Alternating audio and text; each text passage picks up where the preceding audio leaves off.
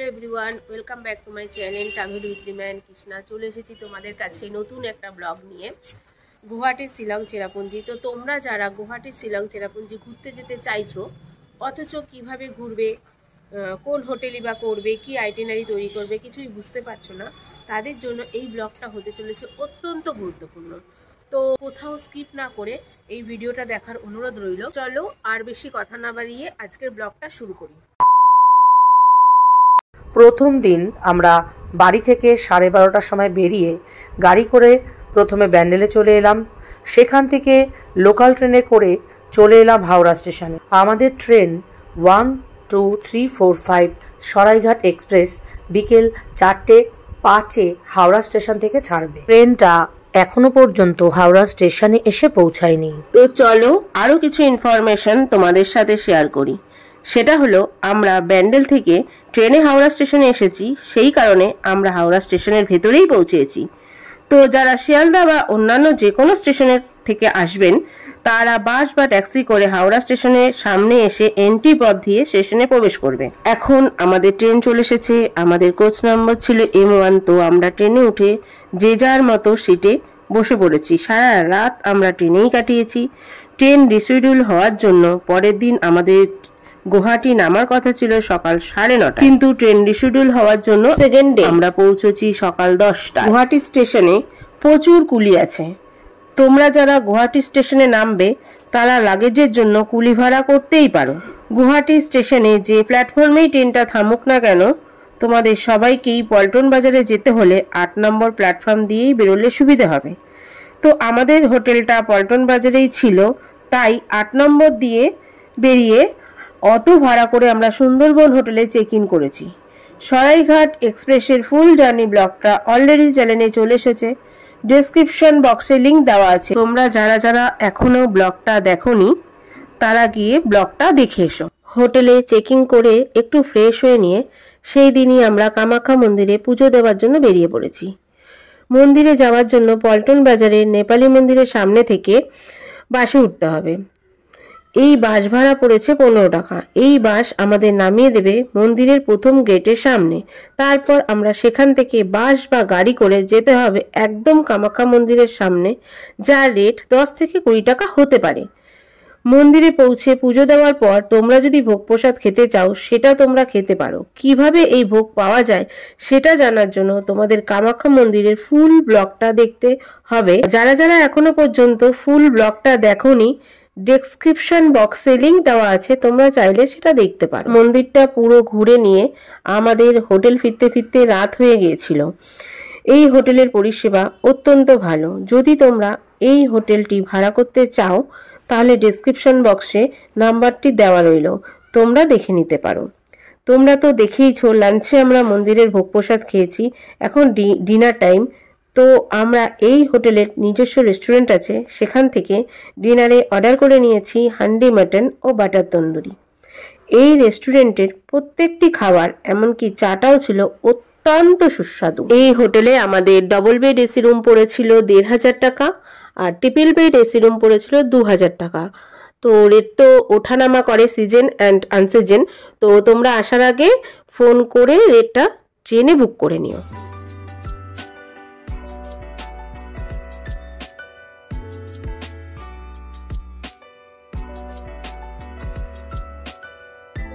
Mutton মাটকা হচ্ছে 400 টাকা নিয়েছে।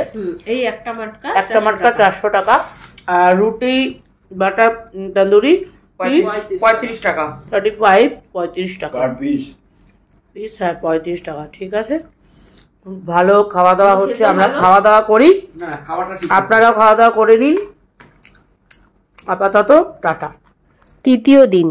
এই দিন সকাল সকাল উঠে ফ্রেশ হয়ে নিয়ে আমরা বেরিয়ে পড়েছি গুয়াহাটি থেকে শিলংয়ের পথে। পথেই আমরা একটি রেস্টুরেন্টে ব্রেকফাস্ট সেরে নিয়ে প্রথমে দেখে নিলাম উইলিয়াম লেক, যার এন্ট্রি ফি 50 টাকা পার হেড। গাড়ি পার্কিং চার্জ আলাদা। প্রত্যেক জায়গায় গাড়ি পার্কিং চার্জ লেগেছে। এই বিষয়ে ব্লগের শেষে গাড়ি সমেত সমস্ত ইনফরমেশন তোমাদের জানিয়ে দেবো, তাই ভিডিওটা স্কিপ না করে পুরো ভিডিওটি দেখার অনুরোধ রইল। এই উইলিয়াম লেকটি অসাধারণ সৌন্দর্যে ভরপুর। এখানে বোটিংও তোমরা করতে পারো, যার রেট পার বোট 1000 টাকা।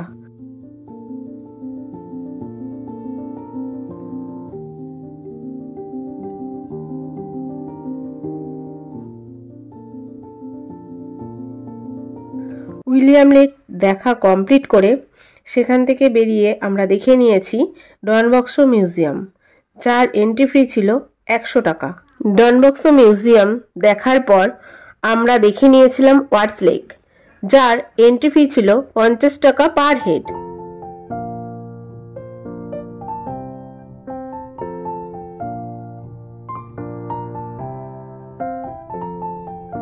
এরপর ওয়াটস লেক দেখা হয়ে গেলে সেখান থেকে বেরিয়ে আমরা দেখে নিয়েছিলাম ক্যাথিড্রাল চার্চ। এখানে ঢোকার কোনো এন্ট্রি ফি ছিল না। চার্চটা দেখা কমপ্লিট করে নিয়ে আমরা আগে থেকে বুক করা সম্ভাবা হোটেলে চেক ইন করেছি।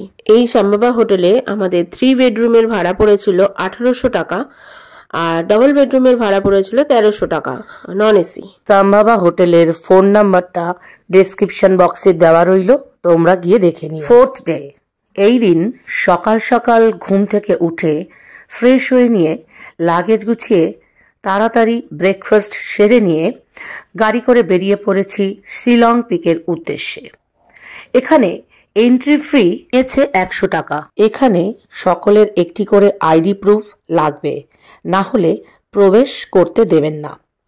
শিলং পিকের ফুল ব্লগটি আমার চ্যানেলে চলে এসেছে, তার লিংক ডেসক্রিপশন বক্সে দেওয়া। তোমরা যারা যারা দেখোনি তারা গিয়ে দেখে এসো।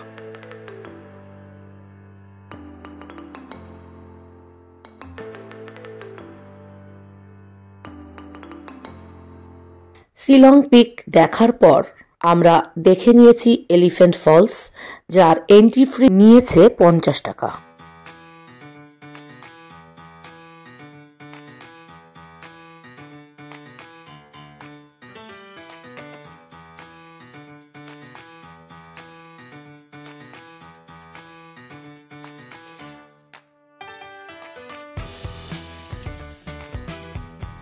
এলিফ্যান্ট ফলস দেখার পর আমরা দেখে নিলাম রাস্তার ওপরেই পড়বে ডিম পিক ভ্যালি, যার জন্য কোনো রকম এন্ট্রি ফি লাগবে না, টোটালটাই ফ্রি ফ্রি ফ্রি।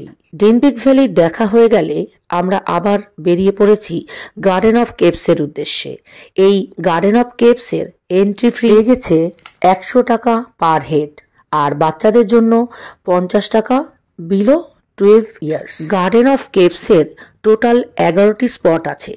সেই সকল স্পটগুলি ভালো করে ঘুরে নিতে গেলে 1 থেকে 1.5 ঘন্টা মতো সময় লাগবে। গার্ডেন অফ কেভসের পুরো ব্লগটি আমাদের চ্যানেলে আগেই চলে এসেছে, ডেসক্রিপশন বক্সে লিংক দেওয়া রইল, তোমরা চাইলে গিয়ে দেখে নিতেই পারো। গার্ডেন অফ কেভস দেখা হয়ে গেলে দুপুরের খাবার বিকেলে খেয়ে বেরিয়ে পড়েছি মাউস মাই কেভসের উদ্দেশ্যে।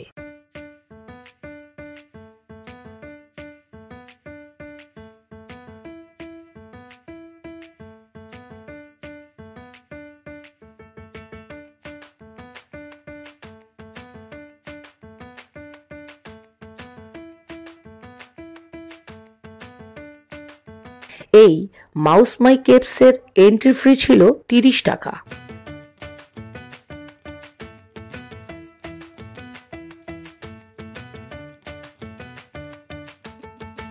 এই মাউস মাই কেভসের ভেতরটা ছিল রোমাঞ্চকর ও মজার, তো তোমরা তোমাদের আইটিনারিতে এটা অবশ্যই রেখো। মাউস মাই কেভসের সামনে প্রচুর খাবারের এবং অন্যান্য বিভিন্ন দোকান আছে। সন্ধ্যাবেলায় ওখানে একটি অনুষ্ঠান চলছিল, যা আমরা উপভোগ করলাম। মাউস মাই কেভস দেখা হয়ে গেলে আমরা চেরাপুঞ্জির একটি নিউ হোমস্টেতে গিয়ে উঠি, যার ডাবল বেডরুমের ভাড়া হলো 2000 টাকা, 4th বেডরুম ভাড়া হলো 2500 টাকা, শুধুমাত্র লজিং। 5th ডে, সকাল সকাল ঘুম থেকে উঠে হোমস্টের আশেপাশে একটু ঘুরে নিয়ে বেরিয়ে পড়েছি নতুন একটি ডেস্টিনেশনে, 7 সিস্টার ওয়াটারফলসের উদ্দেশ্যে। এই ফলসে জল না থাকায় অল্প কিছুক্ষণ সময় কাটিয়ে রাস্তায় টুকটাক ব্রেকফাস্ট সেরে নিয়ে আবার বেরিয়ে পড়ি আরভা কেভসের উদ্দেশ্যে। এর এন্ট্রি ফি 50 টাকা, বাচ্চাদের 10 টাকা।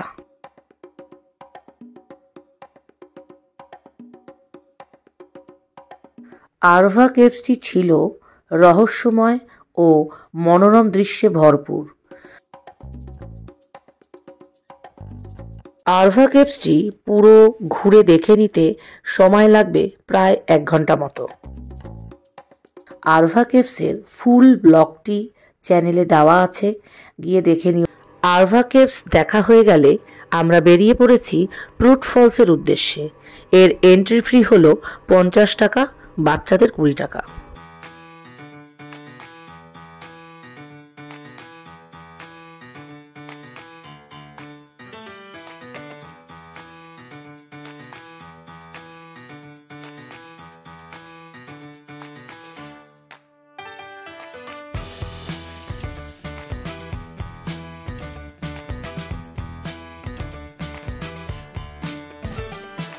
এই ফলসটি এবং এর আশেপাশের প্রাকৃতিক দৃশ্য ছিল মনোমুগ্ধকর।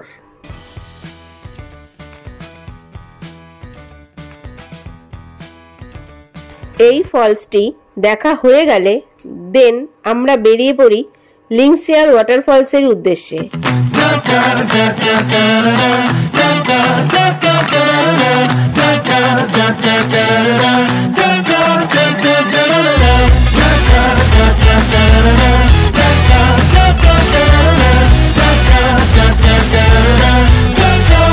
এই লিংসিয়ার ওয়াটারফলসের এন্ট্রি ফি ছিল 50 টাকা, বাচ্চাদের জন্য 10 টাকা।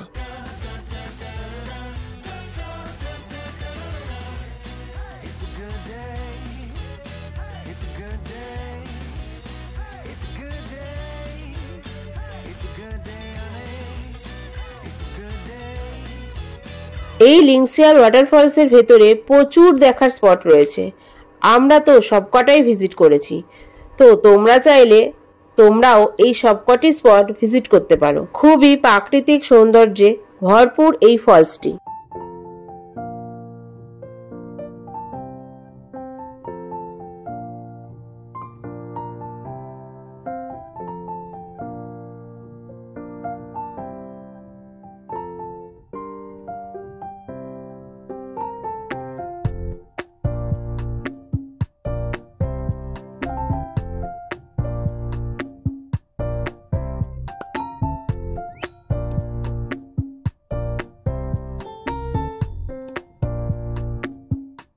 লিংসিয়ার ওয়াটারফলসের ফুল ভিডিও ব্লগটি আমাদের চ্যানেলে আগেই চলে এসেছে। ডিসক্রিপশন বক্সে লিংক দেওয়া রইল, তোমরা চাইলে গিয়ে দেখে নিতে পারো।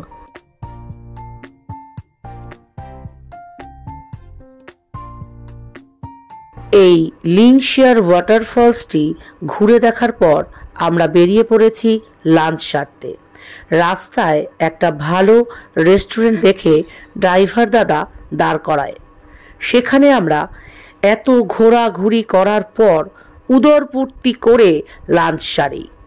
লাঞ্চে ছিল একটা এগ থালি এবং রুটি, স্যালাড আর চিকেন কারি।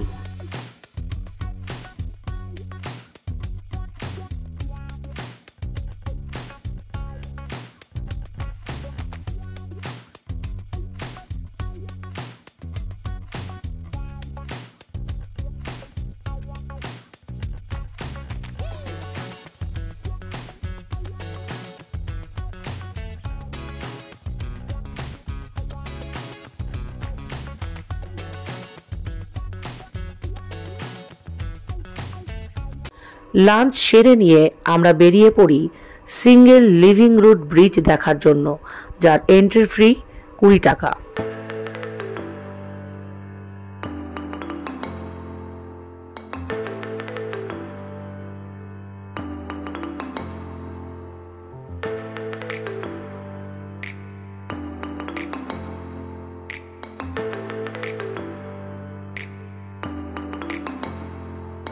এই লিভিং রুট ব্রিজ দেখে আই এম তো অবাক, কিভাবে গাছের শিকড় একে অপরকে জড়িয়ে ধরে তৈরি হয়েছে এই প্রাকৃতিক ব্রিজ।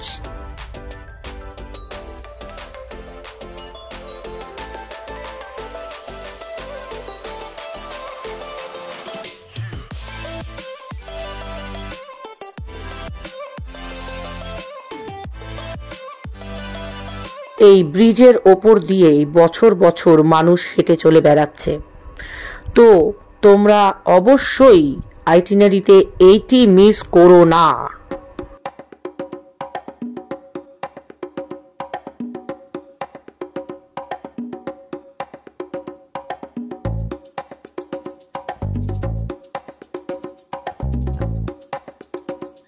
লিভিং রুট ব্রিজ ঘোরা কমপ্লিট হয়ে গেলে দেন আমরা বেরিয়ে পড়ি মাউলিলং ভিলেজের উদ্দেশ্যে। এশিয়ার ক্লিনেস্ট ভিলেজ এই মাউলিলংয়ের এন্ট্রি ফি লেগেছে মাথাপিছু 50 টাকা এবং পার গাড়ি 100 টাকা। এই গ্রামের ভেতরে প্রচুর দোকানপত্র আছে যেখান থেকে তোমরা কেনাকাটা এবং খাবার দাবার খেতে পারো। এই মাউলিলং গ্রামের ভেতরে প্রচুর হোমস্টে আছে, তোমরা চাইলে সেখানে থাকতেই পারো।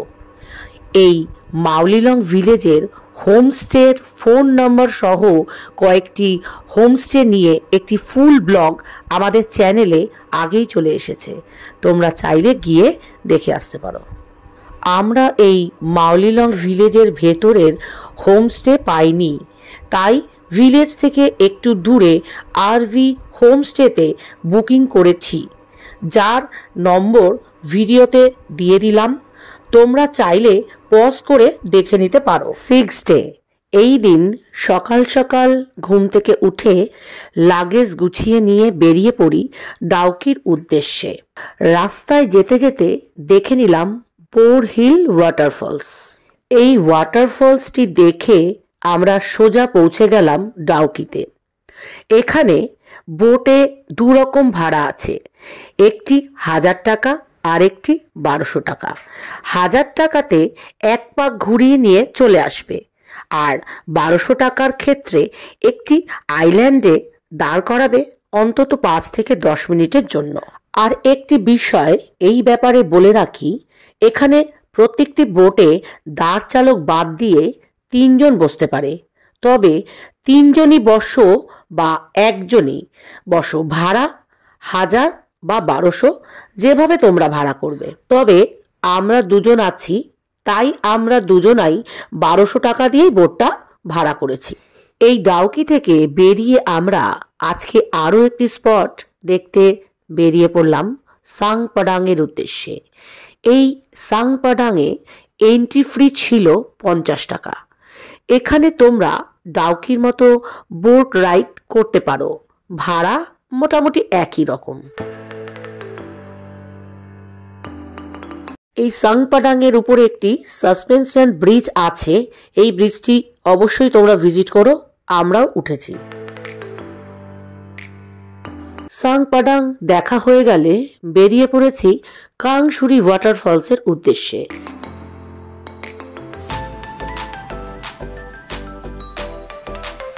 এর এন্ট্রি ফ্রি হলো বড়দের জন্য 50 আর বাচ্চাদের জন্য 30 টাকা। এছাড়া এখানে বোটিং ও লাইফ জ্যাকেটও ভাড়া পাওয়া যায়, যার ভাড়া 200 টাকা এবং জ্যাকেটের ভাড়া হলো 100 টাকা।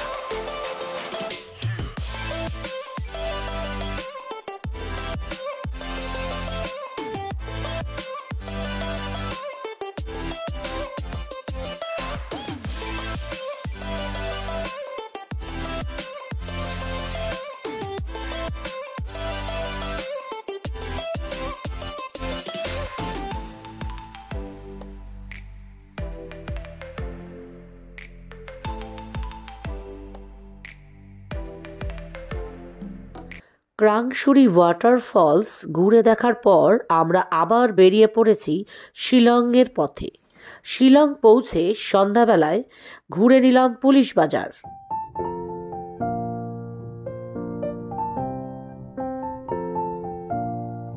7 ডেজ এই দিন আমাদের গুয়াহাটি ফেরার পালা, তাই একটু তাড়াতাড়ি ফ্রেশ হয়ে নিয়ে লাগেজ গুছিয়ে বেরিয়ে পড়ি। তবে আমরা সোজা গুয়াহাটি যাব, কিন্তু পথে 2টো সাইট সিন ভিজিট করে তারপর গুয়াহাটি পৌঁছাবো। এখন আমরা পৌঁছে গেলাম প্রথম সাইট সিন লাইটলুম গ্র্যান্ড ক্যানিয়নে। এখানে এন্ট্রি ফি হলো পার হেড 20 টাকা। এটিকে বলা যায় এক কথায় মেঘ কুয়াশার রাজ্য। এখানে গেলে মনে হয় এখানেই থেকে যাই। লাইটলুং গ্র্যান্ড ক্যানিয়ন পুরোটা ঘুরে দেখার পর আমরা বেরিয়ে পড়েছি মাফলং সেক্রেট ফরেস্টের উদ্দেশ্যে। এখানে এন্ট্রি ফি হলো 130 টাকা।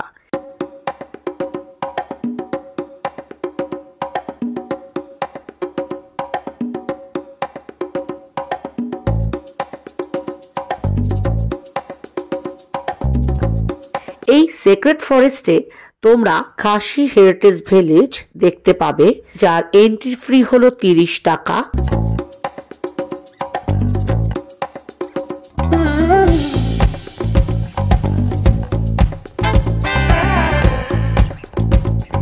এই মেঘালয় শিলংয়ের যে পুরো জার্নিটা যে দুই ড্রাইভার ভাইয়ের সাথে ঘুরেছি, তাদের দুজনের ফোন নাম্বার ব্লগে দিয়ে দেওয়া হয়েছে, তোমরা চাইলেই দেখে নিতে পারো।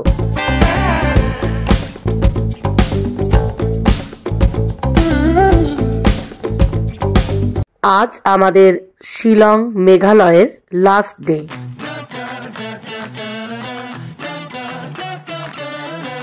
আমাদের সরাইঘাট এক্সপ্রেস চলে এসেছে। আজ আমাদের বাড়ি ফেরার পালা।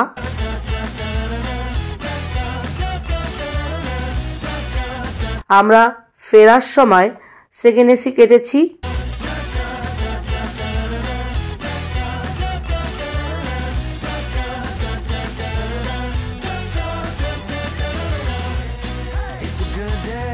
তো আমরা যে যার মতো নিজেদের সিটে বসে পড়েছি। ঠিক বিকেল 4:05 আমাদের ট্রেন ছেড়ে দিল গুয়াহাটি থেকে হাওড়ার উদ্দেশ্যে।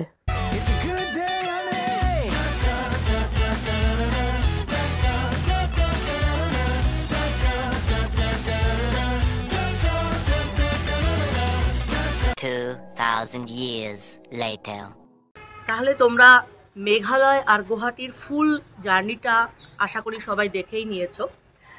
আমাদের এই ভ্রমণটি করতে যিনি সাহায্য করেছিলেন শ্রী কুণাল সেনগুপ্ত। এই ভ্রমণের যত তথ্যাবলী তোমরা চাইলে ওনার থেকে জানতে পারো। ওনার ফোন নাম্বারটি স্ক্রিনে এবং ডেসক্রিপশান বক্সে দেওয়া রইল। তোমরা সেটি নিয়ে তোমরা তার সাথে যোগাযোগ করে এই ট্যুরটি কমপ্লিট করতে পারো। আশা করি নিরাশ হবে না।